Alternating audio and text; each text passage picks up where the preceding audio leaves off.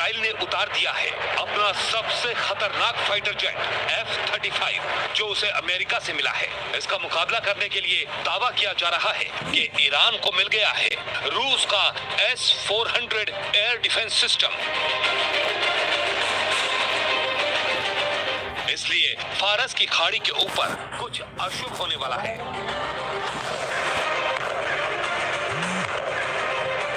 Iran और Israel के बीच एक बड़े युद्ध का खतरा साफ नजर आ रहा है।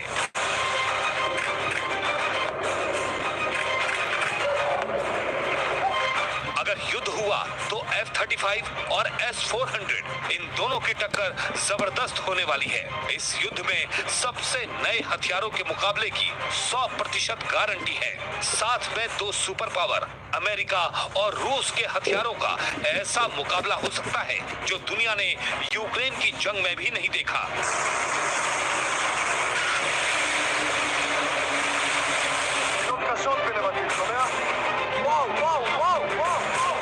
इसमें कोई शक नहीं कि ये युद्ध शुरू हुआ तो यूक्रेन से भी ज्यादा खतरनाक वेपन सिस्टम इस्तेमाल होंगे, क्योंकि अब रूस ने खुल्लम खुल्ला ईरान का साथ देना शुरू कर दिया है।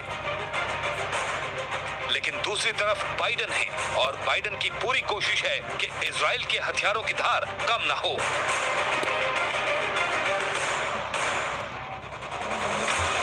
सवाल है कि इजराइल अब ईरान से बदला कैसे लेगा।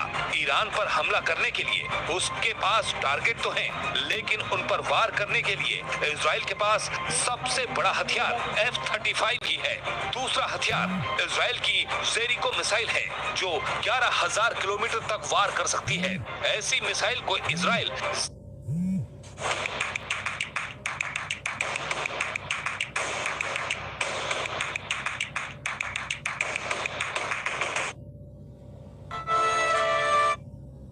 उसके पास रूस वाली गारंटी है। अमेरिका और पश्चिमी मीडिया बार बार इस तरफ इशारा कर रहा है कि ईरान को S-400 एयर डिफेंस सिस्टम मिल चुका है, या फिर रूस इसे बहुत ही खुफिया तरीके से ईरान में ऑपरेट कर रहा है। خوبی بین ما صورت گرفت. ابتکاراتی الان وجود داره توسط برخی از کشورهای منطقه و برخی از کشورهای فرامنطقه. ما به مشورت‌های خودمون با اون که ما به هر حمله از سوی رژیم صهیونیستی کاملا روشنه. برای هر عملی یک عکس‌العملی خواهد بود از سوی ایران به صورت متناسب و सवाल है कि क्या F-35 जैसे फाइटर को रूस का S-400 रोक सकता है? क्या ऐसा मुमकिन है? और अगर ऐसा हुआ तो इजराइल को ईरान पर जवाबी हमला बहुत भारी पड़ सकता है। F-35 दुनिया का सबसे सीक्रेट और सबसे घातक फाइटर है, जिसका मुकाबला शायद ही दुनिया का कोई और फाइटर आज की तारीख में कर पाएगा।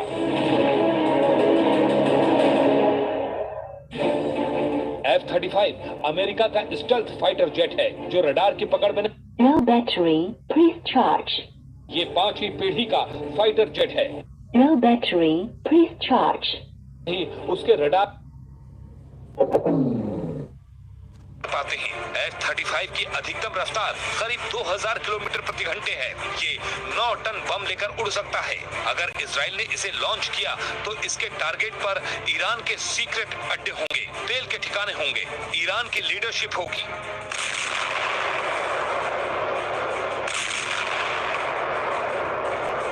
ईरान को भी पता है कि इजराइल का F-35 छुपकर हमला बोल सकता है। ये ईरान के ठिकानों के करीब पहुंचकर ये बिना ट्रैक हुए हमला कर सकता है। अब सवाल है कि इसके खिलाफ ईरान क्या रणनीति अपनाएगा। तो जवाब है S-400, जो दुनिया का सबसे सटीक एयर डिफेंस सिस्टम माना जाता है, जो स्टेल्थ विमानों को भी गिरा सकता है, ऐसा रूस का दावा है। अगस्त में ईरान आए रूस की सुरक्षा परिषद के सचिव सरगेई शोइगु से ईरान ने यही डिमांड रखी थी। ईरान ने रूस से S-400 मांगा था और तभी से ये कयास लगाए जा रहे हैं कि ईरान को S-400 मिल चुका है। ईरान की मांग को लेकर शोइगु ने साफ कहा था कि हम हर क्षेत्र में ईरान से सहयोग बढ़ाने के लिए तैयार हैं। अब समझ लीजिए कि S-400 को लेकर पुतिन ने क्या फैसला लिया होगा। इस तरह की भी रिपोर्ट आई है कि ईरान में S-400 को ऑपरेट रूस के ही टेक्नीशियन और इंजीनियर कर रहे हैं, क्योंकि इतनी जल्दी ईरान की फोर्स इस सिस्टम को बेहतर तरीके से नहीं चला पाएगी। S-400 दुनिया का शक्तिशाली एयर डिफेंस सिस्टम माना जाता है। इसकी रेंज 400 किलोमीटर से ज्यादा है। ये स्टेल्थ विमान को आराम से ट्रैक कर सकता है। ये क्रूज और कम दूरी की बैलिस्टिक मिसाइल को भी गिरा सकता है। इसे F-35 का सबसे बड़ा दुश्मन माना जाता है और यही इजराइल के लिए सबसे बड़ा खतरा है।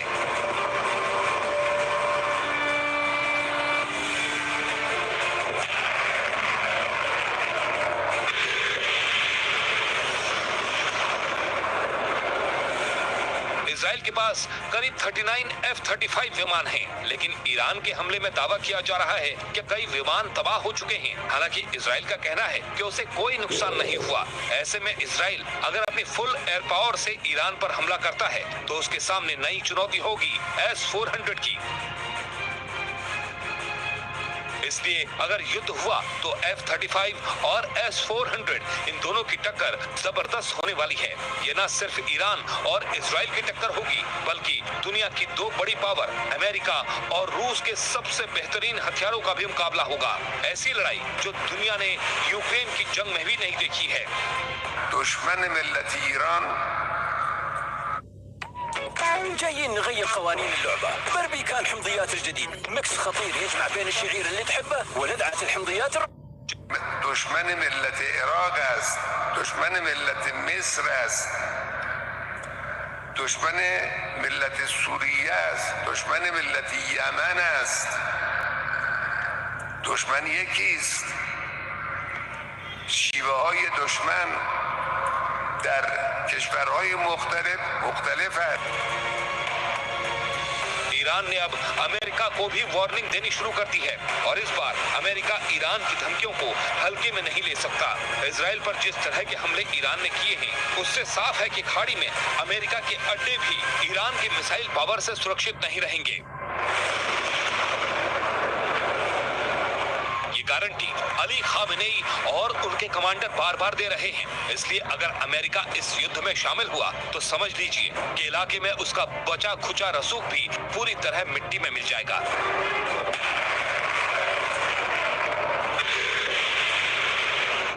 No administration has helped Israel more than I have. None. And I think Bibi should remember that. And whether he's trying to influence the election or not, I don't know, but I'm not counting on that. F-35 एक ऐसा विमान है जिसकी टक्कर में Iran के पास कोई fighter jet नहीं है, लेकिन उसके पास अगर रूस का S-400 एयर डिफेंस सिस्टम है तो गेम एक तरफा नहीं रहेगा। ईरान की मिसाइल पावर इस वक्त अमेरिका और इजराइल दोनों पर भारी पड़ रही है। एक तरफ ईरान ने सऊदी अरब से दोस्ती कर ली है तो दूसरी तरफ चीन और रूस के दखल ने इस इलाके में अमेरिका की भूमिका को कमजोर किया है। ईरान को लगता है कि अब खाड़ी देशों में अमेरिका के दिन पूरे हुए और अब उसे अपना सामान पैक करके वापस लौट जाना चाहिए, ठीक उसी तरह जैसे वो इराक और अफगानिस्तान से बोरिया बिस्तर समेट कर भागा। ईरान के आत्मविश्वास की वजह उसके हथियार भी हैं, जो ग्लोबल प्लेटफॉर्म पर ईरान की धमक को मजबूत कर रहे हैं। ईरान के खतरे को देखते हुए इजराइल पहले ही बड़ा कदम उठा चुका है। इजराइल अब अमेरिका से 25 और F-35 जेट खरीद रहा है। हाल ही में आए 3 नए जेट के बाद इजराइल का F-35 फाइटर का बेड़ा 39 विमानों का हो चुका है। इजराइल चाहता है कि उसके पास 75 F-35 हों ताकि वो ईरान का मुकाबला कर पाए। अमेरिका का स्टेल्थ फाइटर F-35 ईरान ही नहीं बल्कि रूस के रडार सिस्टम के लिए भी रहस्य बना हुआ है। अमेरिका और इजराइल दोनों जानते हैं कि ईरान के पास इस फाइटर को रोकने की ताकत नहीं है और वो जब चाहे उस पर बहुत खामोशी से हमला कर सकता है। इजराइल तो कई बार ईरान पर हमले की तैयारी भी कर चुका है ताकि ईरान के परमाणु कार्यक्रम को खत्म किया जा सके। दुनिया की एजुकेशन बताती है कि पश्चिम एशिया में अगर युद्ध हुआ तो यहाँ लगी आग में पूरी दुनिया जलने लगेगी। अमेरिका बार बार कहता आया है कि रूस और ईरान ने अपने रिश्तों को बहुत शातिराना तरीके से ढककर आगे बढ़ाया है। यूक्रेन युद्ध में पुतिन इतनी तबाही कभी नहीं मचा पाते अगर ईरान ने रूस की मदद ड्रोन देकर ना की होती। इसलिए यूक्रेन में रूस के ईरानी ड्रोन बहुत बड़ा मैसेज लगातार दे रहे हैं। इससे साफ जाहिर है कि रूस और ईरान के बीच रिश्ते बहुत ही सीक्रेट रहे हैं। यही वजह है कि ईरान और रूस के बीच संबंधों से अमेरिका बौखलाया हुआ है। एक तरह से अब पुतिन ने युद्ध वाला कंट्रोल ईरान में शिफ्ट कर दिया है। We believe that global markets are well supplied and continue to expect that in the U.S. we'll continue to see those low gas prices. And of course, we have really effective ways of addressing some of those geostrategic volatility. We've used it in the past. We have the capacity to use it again. So right now, markets are very well supplied, and we anticipate them to remain so. Paschim Asia में इस वक्त युद्ध के हालात बन चुके हैं। Iran पहले ही अपने हथियारों को यूक्रेन में भी आजमा चुका है और अब वो इसके साथ अमेरिका और इजराइल को भी चैलेंज कर रहा है। ईरान और सऊदी अरब के समझौते या कहें कि दोनों में तनाव कम होने से दोनों देशों को सबसे बड़ा नुकसान होने वाला है। इनमें पहला नंबर है अमेरिका का और दूसरा इजराइल का। ये बात खामेनेई ने भी साफ कर दी है।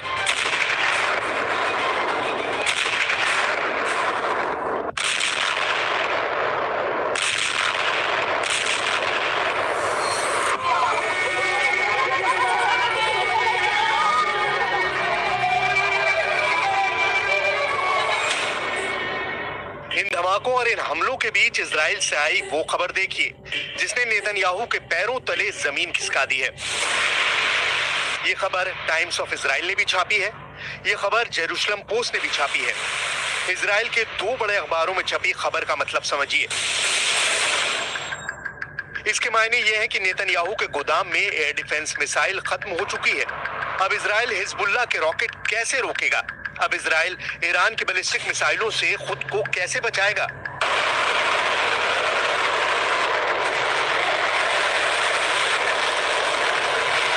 क्योंकि इजराइल को बचाने वाली मिसाइल खत्म हो चुकी है या फिर खत्म होने की कगार पर है। 7 अक्टूबर 2023 के बाद से इजराइल गाजा से फायर किए जा रहे रॉकेट रोक रोक कर थक चुका है। यही हाल उत्तर वाले फ्रंट पर है, जहां लेबनान से हिजबुल्लाह रोज रॉकेट फायर करता है और इजराइल को अपना आयरन डोम 24 घंटे एक्टिव रखना पड़ता है।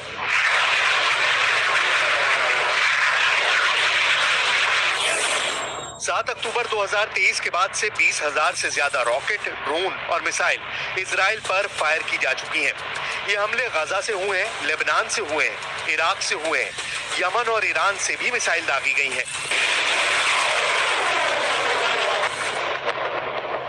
इनमें 13 अप्रैल और 1 अक्टूबर को ईरान से हुए मिसाइल अटैक भी शामिल है, जब इजराइल के एयर डिफेंस और मिसाइल डिफेंस का सबसे बड़ा टेस्ट हुआ और नेतन्याहू को लगा बड़ा झटका, क्योंकि इजराइल का डिफेंस सिस्टम पूरी तरह कामयाब नहीं हुआ या कहें कि फेल हो गया।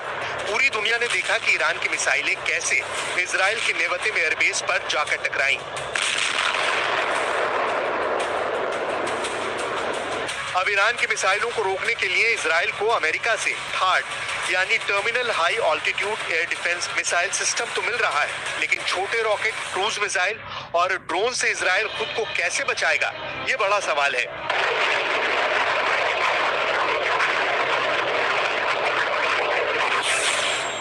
इजराइल एरोस्पेस इंडस्ट्रीज के CEO बोआज लेवी ने कहा है कि मिसाइल सप्लाई का दबाव इतना ज्यादा है कि उनके मिसाइल कारखाने 24 घंटे चल रहे हैं। हफ्ते के 7 दिन मिसाइल बनाने वाली फैक्ट्री चालू है। ये युद्ध का ऐसा वक्त है जब नेतन्याहू बैकफुट पर नहीं रह सकते। इस वक्त वो पीछे हटे तो इजराइल की करारी हार मानी जाएगी।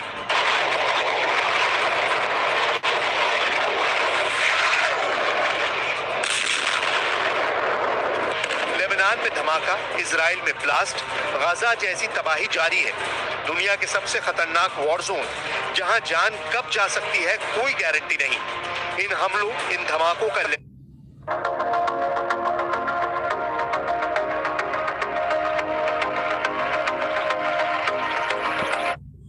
तरफ उठ रहे हैं। 4 कंधों पर लाशें ढो रहे हैं इजराइल और लेबनान। आंसू बहाने वालों की कोई कमी नहीं।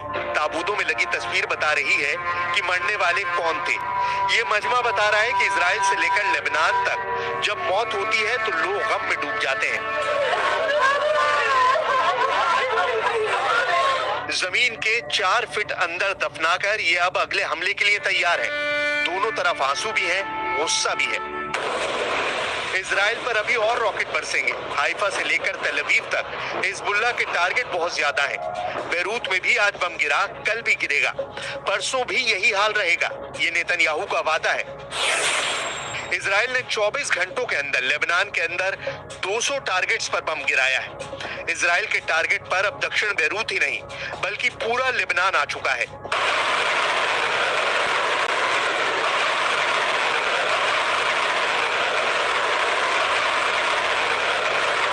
इस्राइल के हमलों का दायरा अब दक्षिणी बेरूत से आगे बढ़ चुका है। संयुक्त राष्ट्र ने कहा है कि उत्तर लेबनान में इस्राइल ने जो बमबारी की है उसमें 21 लोगों की मौत हुई है। मरने वालों में 12 महिलाएं और 3 बच्चे भी शामिल हैं। इजराइल के हवाई हमलों के बीच लेबनान का दिन ऐसे ही बीत जाता है। रात होती है और इस बारूदी खामोशी के बीच फिर से दिन निकलता है तो बेरूत के आसमान में चारों तरफ बारूदी महक के साथ ऐसे बादल छा जाते हैं। सबसे ज्यादा तनाव इजराइल और लेबनान के बीच ब्लू लाइन पर है, जहां संयुक्त राष्ट्र के 10,000 सैनिक तैनात हैं और उनके अड्डों पर इजराइल की नेतन्याहू के खिलाफ एक नया मोर्चा खोल दिया है। इस फ्रंट पर सबसे आगे खड़ी हैं इटली की प्रधानमंत्री Giorgia Meloni. Continueremo inoltre a lavorare per attuare l'accordo per il prestito garantito dagli interessi generati dagli asset russi immobilizzati in Europa, importante risultato।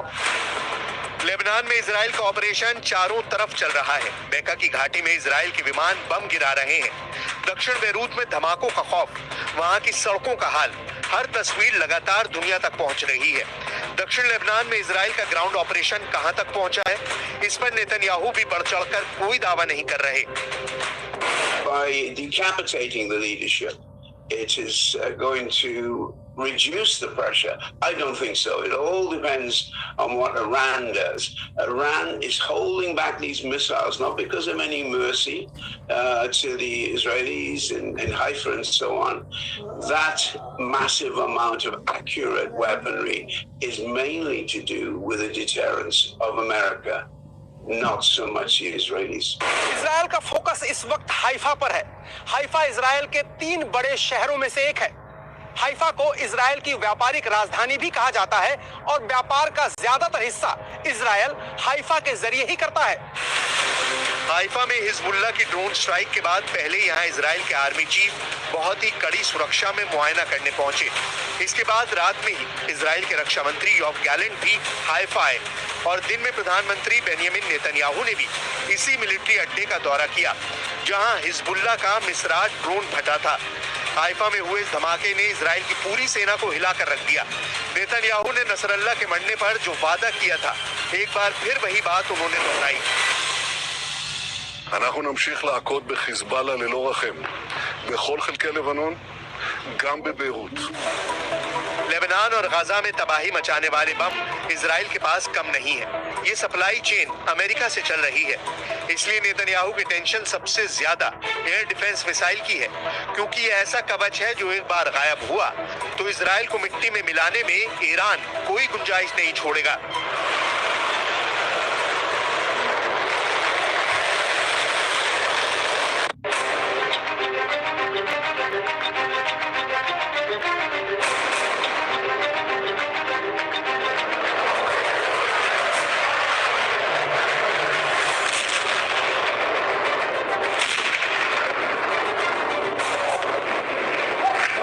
Israel ने उतार दिया है अपना सबसे खतरनाक फाइटर जेट F-35 जो उसे अमेरिका से मिला है। इसका मुकाबला करने के लिए दावा किया जा रहा है कि ईरान को मिल गया है रूस का S-400 एयर डिफेंस सिस्टम। इसलिए फारस की खाड़ी के ऊपर कुछ अशुभ होने वाला है।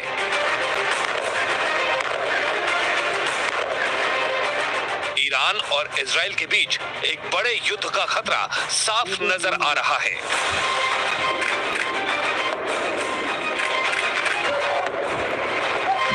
अगर युद्ध हुआ तो F-35 और S-400 इन दोनों की टक्कर जबरदस्त होने वाली है। इस युद्ध में सबसे नए हथियारों के मुकाबले की 100% गारंटी है। साथ में दो सुपर पावर अमेरिका और रूस के हथियारों का ऐसा मुकाबला हो सकता है जो दुनिया ने यूक्रेन की जंग में भी नहीं देखा।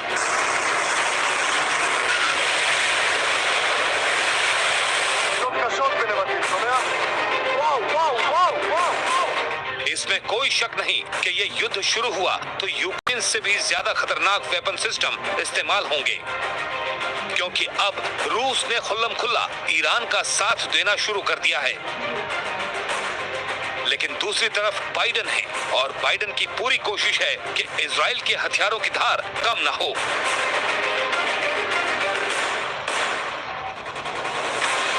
सवाल है कि इजराइल अब ईरान से बदला कैसे लेगा।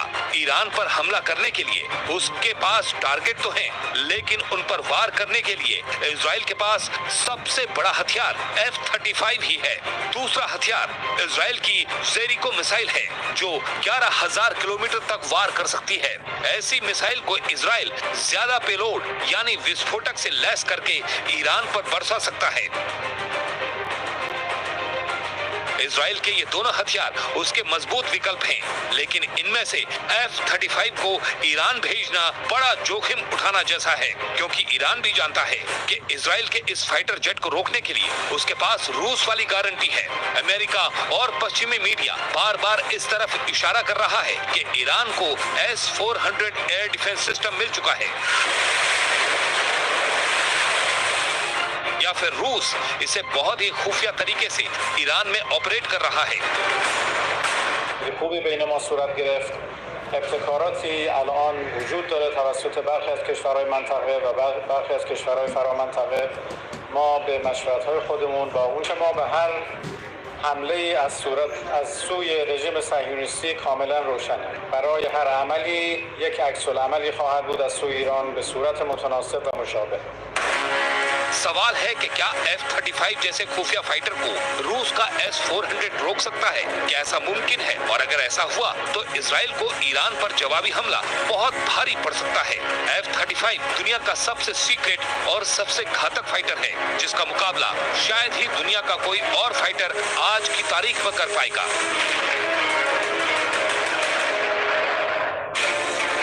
F-35 अमेरिका का स्टेल्थ फाइटर जेट है जो रडार की पकड़ में नहीं आता। यही इसकी सबसे बड़ी खासियत है। ये 5वीं पीढ़ी का फाइटर जेट है। ना ही दुश्मन का विमान इसे देख पाता है, ना ही उसके रडार इसे ट्रैक कर पाते हैं। F-35 की अधिकतम रफ्तार करीब 2000 किलोमीटर प्रति घंटे है। ये 9 टन बम लेकर उड़ सकता है। अगर इजराइल ने इसे लॉन्च किया तो इसके टारगेट पर ईरान के सीक्रेट अड्डे होंगे, तेल के ठिकाने होंगे, ईरान की लीडरशिप होगी।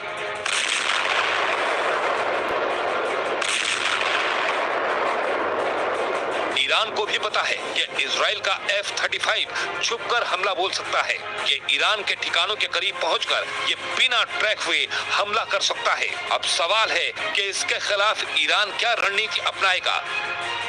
तो जवाब है S-400, जो दुनिया का सबसे सटीक एयर डिफेंस सिस्टम माना जाता है, जो स्टेल्थ विमानों को भी गिरा सकता है, ऐसा रूस का दावा है।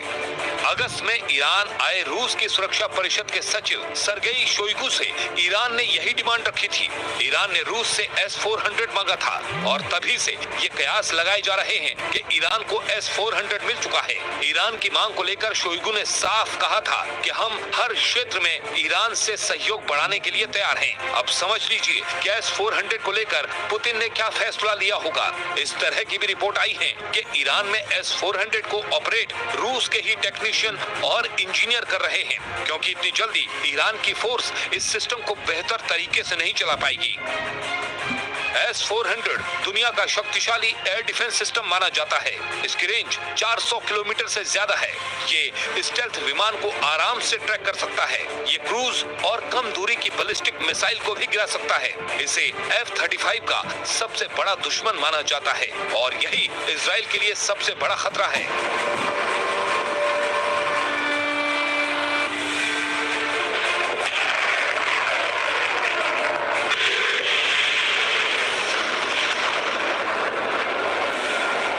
इजराइल के पास करीब 39 F-35 विमान हैं, लेकिन ईरान के हमले में दावा किया जा रहा है कि कई विमान तबाह हो चुके हैं। हालांकि इजराइल का कहना है कि उसे कोई नुकसान नहीं हुआ। ऐसे में इजराइल अगर अपनी फुल एयर पावर से ईरान पर हमला करता है तो उसके सामने नई चुनौती होगी S-400 की।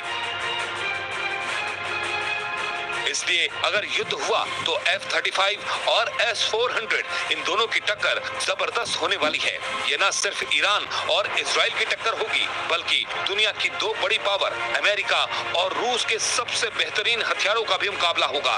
ऐसी लड़ाई जो दुनिया ने यूक्रेन की जंग में भी नहीं देखी है।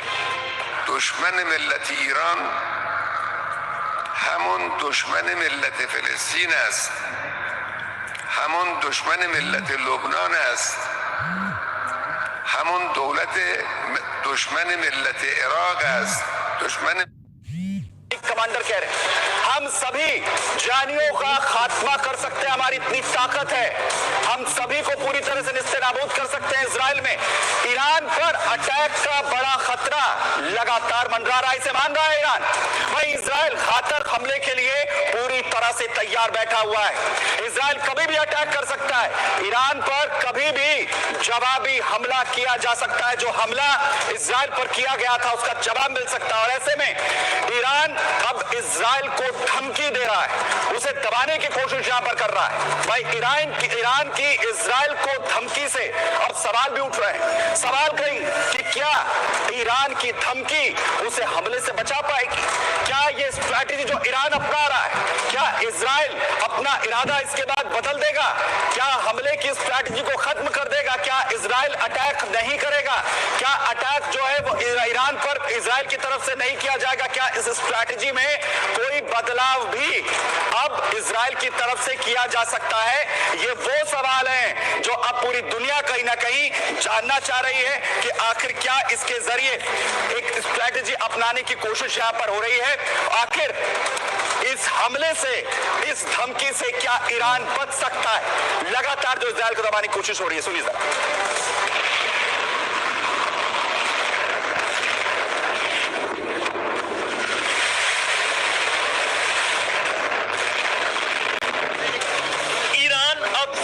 सीधा कह रहा है कि वो इजराइल को दुनिया के नक्शे से मिटा देगा। ईरान कह रहा है कि वो सभी चाइनियों का खात्मा कर सकता है। इजराइल उसके सामने कहीं नहीं टिकता। ईरान दावा कर रहा है कि इजराइल की ताकत उसके सामने कुछ नहीं है। इजराइल उसके सामने बेहद ही छोटा है। ईरान के IRG के कमांडर ने इजराइल को ये धमकी दी है कि इजराइल इतना छोटा सा देश है कि अगर ईरान चाहे तो महज कुछ ही दिनों के अंदर सारे ज्यूज को इजराइल में खत्म कर सकता है। ये शायद IRG के कमांडर का एक आवेश में या जोश में आया हुआ बयान लग रहा है, क्योंकि ईरान की आर्मी, नेवी, एयरफोर्स बहुत ही छोटी है, नॉन इफेक्टिव है और किसी भी तरह से इजराइल का बाल भी बांका नहीं कर सकती। ईरान की सेना के commander in chief general Ali पदावी का ये दर्द उस वक्त फूटा जब ईरानी फौज के जनरल अब्बास नीलपोरशान का तेहरान में अंतिम संस्कार हो रहा था। इस दौरान ईरान ने इजराइल पर अपनी भड़ास निकाल दी। दरअसल जनरल अब्बास नीलपोरशान बेरूत में इजराइल के हमले में हिजबुल्लाह चीफ नसरल्लाह के साथ मारे गए थे। यानी अपने जनरल की मौत से ईरानी फौज के कमांडर इतने बौखलाए हैं कि इजराइल को खत्म करने की सीधे धमकी दे रहे हैं। ईरान के पास कुछ इंटरकॉन्टिनेंटल बैलिस्टिक मिसाइल या कुछ इंटरमीडिएट रेंज बैलिस्टिक मिसाइल हैं जो कि इजराइल तक पहुंच सकते हैं, लेकिन इनमें ना तो एक्यूरेसी है और उनके जो वॉरहेड हैं बहुत छोटे होते हैं, 100 किलो या 250 किलो के, उससे इजराइल को कोई क्षति भी नहीं पहुंचती है। तो ऐसी हालत में अगर IRG का कमांडर ये दावा करता है कि वह इजराइल के ज्यूज को धूल में मिटा देंगे, तो ये दिखाता है कि उनकी मानसिक सोच फौजी तौर पर from military point of view से सही नहीं है। लेबनान की राजधानी बेरूत में मारे गए अपने सीनियर आर्मी कमांडर नील परुशान की हत्या से ईरान अभी तक बौखलाया हुआ है। जहां ईरान एक तरफ इजराइल के पलटवार से डर के साए में जी रहा है, तो दूसरी तरफ हमले से बचने के लिए इजराइल को डराने की कोशिश भी कर रहा है। लेकिन इजराइल पर मिसाइल अटैक के बाद से ईरान को खतरा है कि इजराइल बदला जरूर लेगा। ईरान अभी तक इजराइल के अटैक प्लान से वाकिफ नहीं है। कहां, कैसे और कब इजराइल उस पर वार करेगा, ईरान बस इसकी कल्पना भर कर रहा है। Bureau report, Republic Bharat.